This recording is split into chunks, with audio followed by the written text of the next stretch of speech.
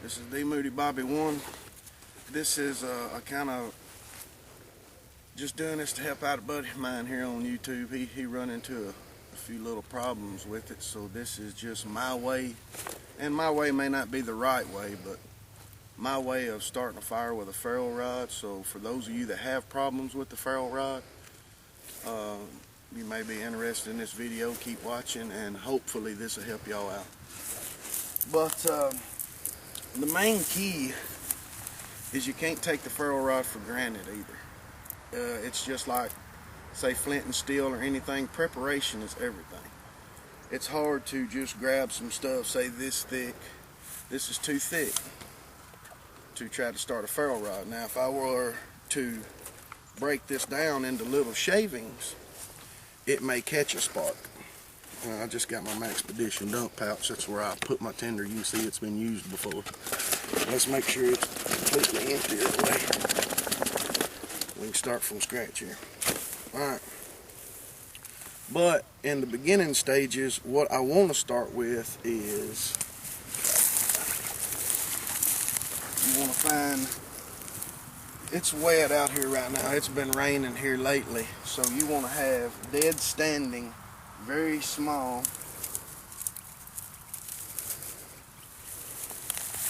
like a bird's nest. You're trying to make your own bird's nest, just like if you'd be making fire by friction or anything. So very fine stuff. To me, this is still too thick, but this will help strengthen up. I'm still going to make a bird's nest to strike my sparks into. So what I really want to look for,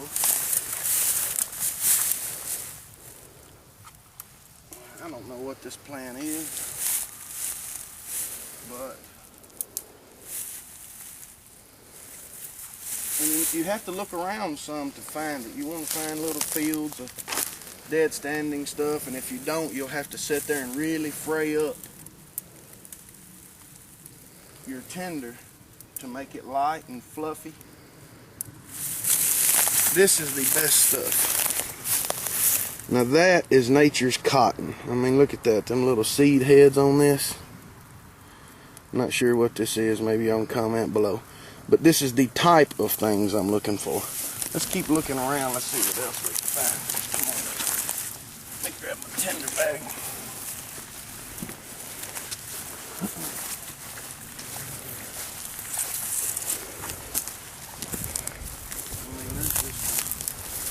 There's lots of stuff in here I can use. This is just right off the side of a four-wheeler trail. Oh, I didn't bring my spider coat with me. That's the Condor bush roller. Makes it a little easier to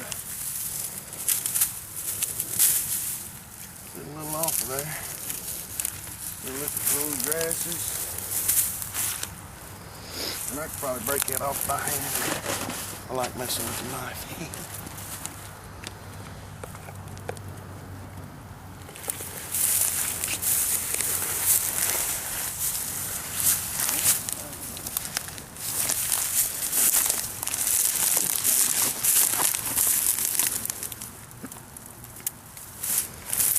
A little knot of all that cottony stuff put down in there.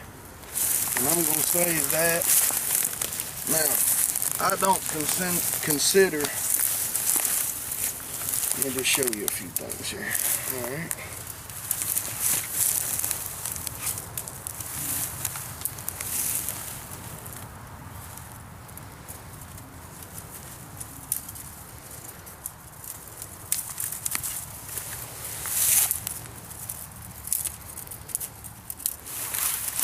So, here's what I want to show you. Just a comparison of sticks. This is not really considered tinder to me. Now, it can be broke down and frayed up, like I said earlier, to get those little ends frayed out to catch a spark. But this are the sizes that you want to put on that I will call kindling. I'll break these up and stick it on there after my spark has been caught. And then the next size up you want to go to is nothing no bigger than this. A lot of times people put their fire out by throwing a big log on the fire, and a big log is anything, you know, that size. You don't want to throw something that big on there right after you got your fire. You want to start off with a lot of little kindling and make sure it's totally dry to get it going.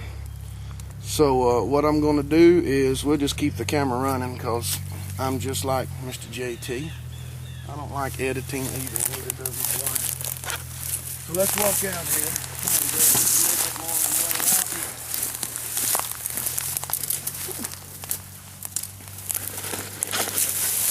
That's the stuff I need for fire.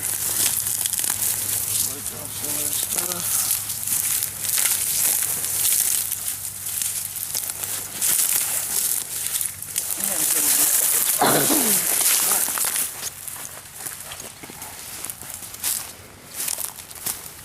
Oh, it's nasty down here. Human trash everywhere, guys. You always get it. Okay. As you can tell, this ground is muddy. Oh, yeah, just mud everywhere. Alright, now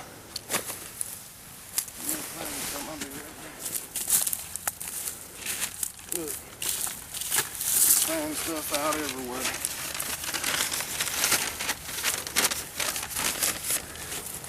Now this paper is not going to catch my spark. I'm not going to use that. I'm just keeping that as a barrier from moisture from the ground. Now it's all that little stuff in there. Make sure you get it on there.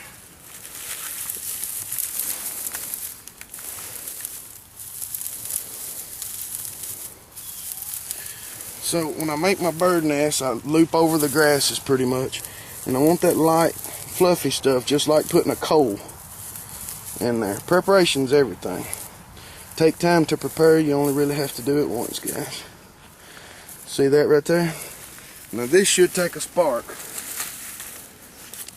the first time